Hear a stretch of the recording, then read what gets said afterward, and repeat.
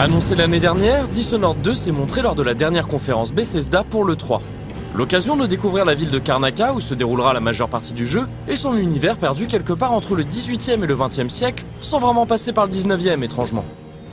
Pour moi, les inspirations, c'est un peu début 18e et début 20e, et on clash ça, en fait, on les prend, on les réunit.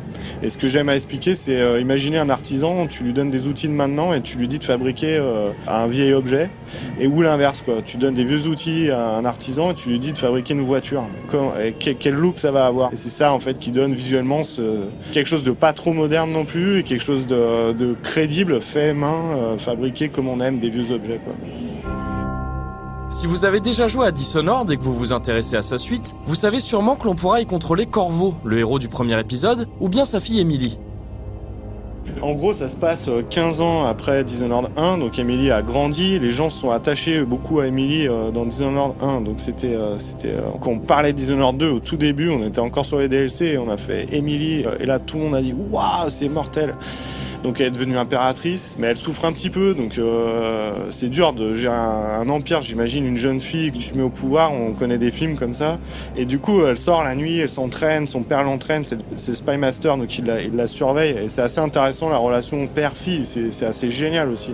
Du coup le fait de choisir au début l'un ou l'autre, moi je me demandais, mince, alors du coup si je prends Corvo, qu'est-ce qu'il va se passer avec Emily? Non mais j'aime bien jouer Corvo, donc bon, et je sais que je suis parti pour tout le jeu, je peux pas pendant le jeu changer de personnage.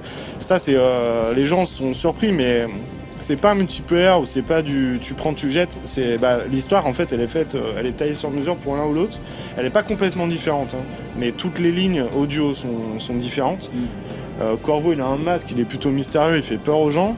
Elle c'est quand même une belle femme, elle a juste et c'est fait exprès, hein.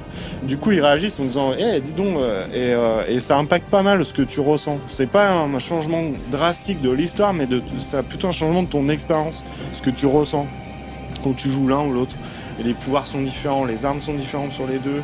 On a essayé de pas faire un skin de l'un sur l'autre, mais on voulait pas non plus partir trop éloigné, quoi. Que l'on choisisse le père ou la fille, il s'agira de toute façon de se frayer un chemin vers des cibles pour les éliminer, en les tuant ou par des moyens un peu plus détournés.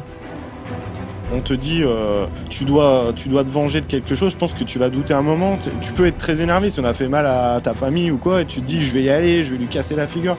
Là c'est la même chose, d'un moment tu peux reprendre tes esprits et dire non, en fait je vais juste l'endormir, le choquer ou faire que c'est un autre NPC qui se débarrasse de lui, mais c'est pas moi. Et du coup ça gère le chaos système qu'on a mis en place, et ça impacte un peu l'expérience, t'as les résultats dans les... on a des Bloodflies maintenant dans le jeu. Plus il y a on appelle ça des dead bodies dans le jeu, plus t'en as, plus t'as de bloodflies, plus les gens s'échappent, ça modifie un petit peu le scénario légèrement. Et donc du coup le chaos système, le fait de power no power, si tu dis à l'outsider non je veux pas les pouvoirs, oui c'est se mettre des bâtons dans les roues, c'est un style de jeu, il y a des gens ils aiment ça, donc forcément ils peuvent le faire, quoi. Sinon ils feraient non je passe, je jouerai un autre jeu.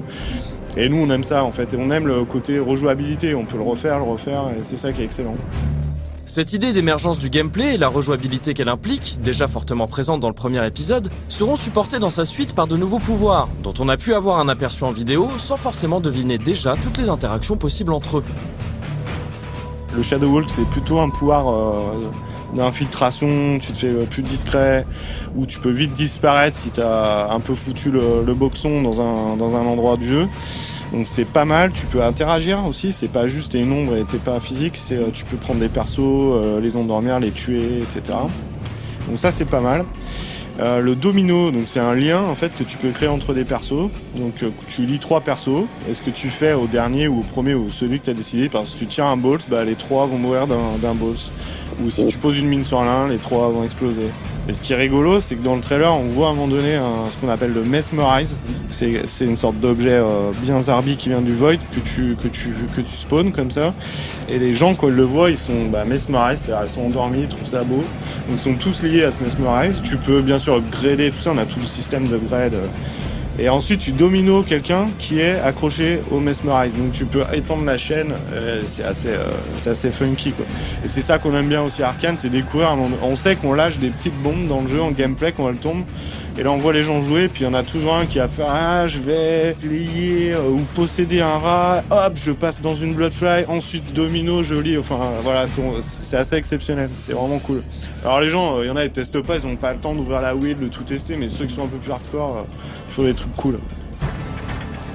Porté par une direction artistique fascinante et un sens du jeu qui fait très plaisir, Dishonored 2 avance de sérieux arguments en faveur de son attente fébrile. Une attente qui durera, si tout se passe comme prévu, jusqu'au 11 novembre prochain.